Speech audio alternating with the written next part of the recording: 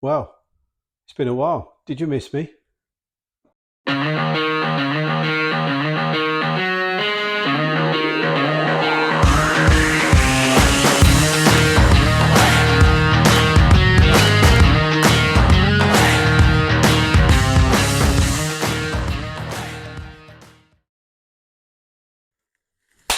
Well, I'm back. It's been such a long time, but life sort of has a habit of getting in the way of a good hobby. So what have I done on the layout? I can tell you almost nothing. So that's why I'm keen to get back in and get on with um, moving the whole project along. So I think since the last video, I may have completed this top layer and given it a lick of paint just to give it a bit of a base coat really. You're never going to see any of this, but it allows me to sort of look at a clean surface that goes all the way around and try to visualize what I'm going to do next. One thing I have decided is that on this side, I'm going to have the station. So I think the first thing is going to be is to create a loop all the way around. And on the top here, I'm going to use the concrete sleepers. And this station is going to be based around, no, it's not going to be a copy of, but based around Bedford train station. And the reason being, it's where I grew up. And of course, it was really my first introduction to trains. Got some really fond memories of going to London with my mum, leaving Bedford Station, which was at the time new. I think it was late 70s. It was built maybe 78, something like that. It replaced the old station, which was a typical sort of old Victorian station. Replaced it with quite a modern 70s look. And I believe at the minute there's either a refurb or they're rebuilding it, one or the other. But I'm going to base that station. I don't particularly like the station, but it gives me that 70s, 80s feel that I'm after. And of course, you know, those fond memories going to St Pancras. And the reason I like the big blue diesels is when I was maybe 5, 6, 7 years old in St Pancras, the diesels would pull in, and then when you went to get back onto the train leaving London, you'd have to go past these like big roaring dragons with clag, pumping out the top of them. It used to frighten me to death actually, but they're my first train memories, I guess. Going on the main line from Bedford to St Pancras, watching all the scenery go by, the car breakers yards and everything else. So I'm going to loosely base it on that. So at Bedford Station, the furthest away from, if you say the station is on this side, the furthest away platform is over there. And then you've got 3 lines. One is a through line. I've got some blocks here to represent the platforms. Then in the middle, there's sort of 2 platforms. And then it comes across to another line. So that's 3, 5. Then there's the main entrance platform. And then there's a small line that does shoot off to St John's, I think. So that's basically how the layout of the tracks is going to look. Of course, there's going to be the throat of the station there, which is going to go down across the bridge. There is a bridge, interestingly, on the way, so out of Bedford towards London, and I may try and replicate that somehow. Not quite sure. Again, this is a model. This is my vision of what I see as opposed to a replica of what it is. So I think the first thing that I'm going to have to do is get this main line going all the way around the top deck, and this level is going to be DCC straight off. So I'm going to have to wire in all the droppers, get the cables in underneath, and work that way rather than on the bottom it's still DC. And I've got a lot of work to do there anyway. But it allows me to, get the vision of what I want. So down the front here, there's a lot of scope for arches and garages, the sort of look that I want. You've got the main line going around the bottom. and then there's a ramp coming up on this side, I believe, onto the top deck, and then there'll be one on the other side that goes back down again. So that's the vision.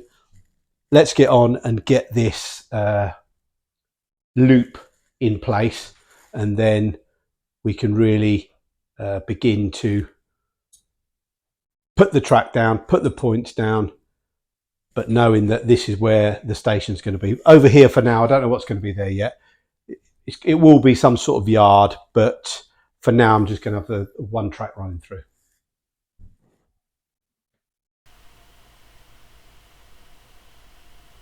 So here's a bit of speeded up footage of my good self,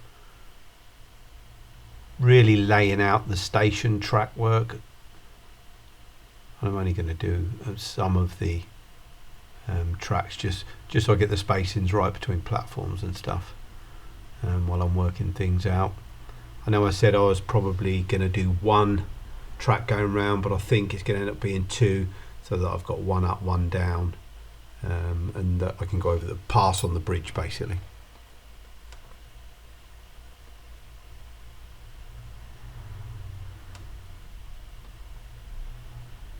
So yeah, that piece of timber is there just to represent the platform really. Don't know if I'm going to use them or probably make my own, I don't know yet, but I only had one long piece, so the short ones are just for spacing, but I'll probably get some longer pieces and just lay it out that way, I guess, so I can visualize it. Yeah, here's just a closer piece of video work of me putting the track in place, screwing it down just with small track screws and using the spacing and set track from Western Wagon Works, I think it was. But yeah, that works fine.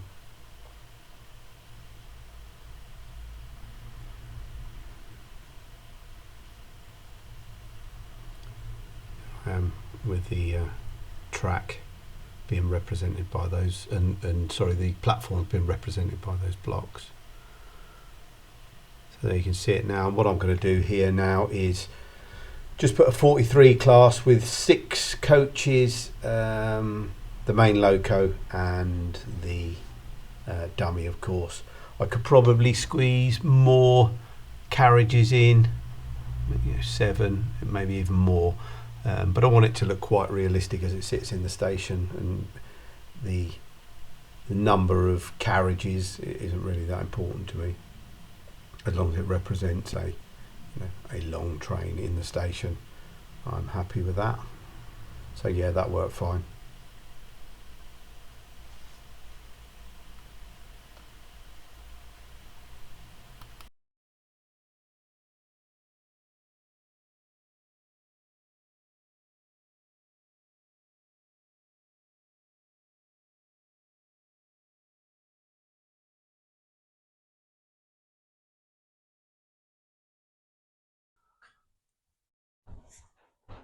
Right, I've completed the first of the 2 loops that I want to get done on the top now. So just hooked up the DC to it just to test what the track is like as it goes round.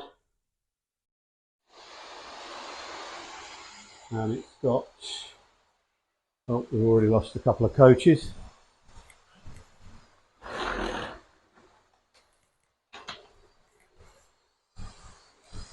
We've got 1, 2, 3, 4, 5, 6 carriages on there at the moment. Let's bring that round into the station.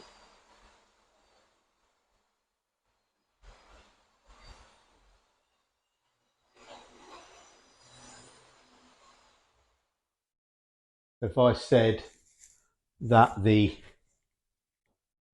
end of the platform was here, I can still stick on another couple of carriages.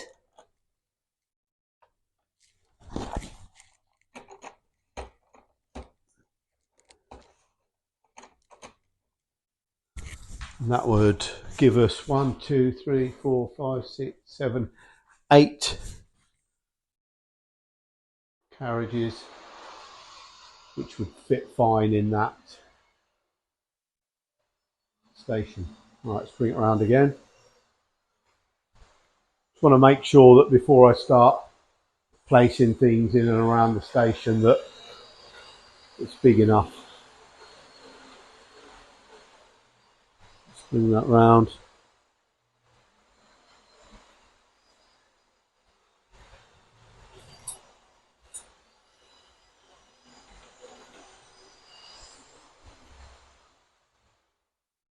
Yeah, more than enough room there.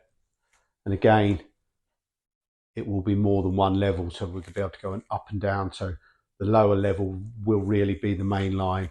So at some point this will drop down onto the lower level, and then it can continue on its main line journey and then back up into the station, coming up that side, back onto these tracks and into the station. Well, that's the plan.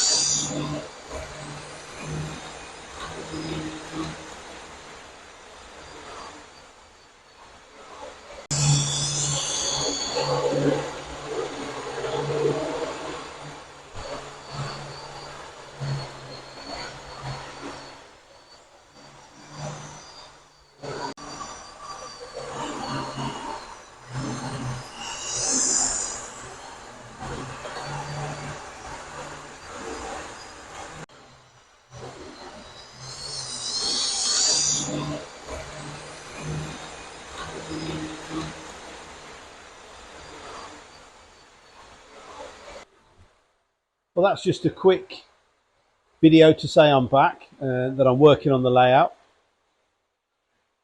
The next phase up here is going to be getting all the droppers in to convert this to DCC, getting the control system set up and working on this control station so that we're ready to run the trains DCC and control other things on the layout, like, you know, lighting and everything else. So yeah, great to be back, and I'm looking forward to continuing the work on the layout now. I've got a little bit more time. As the colder weather approaches, I'm going to start looking again at getting the infrared heating up, so we are ready for the autumn and winter, which is upon us. Take care. Speak to you soon.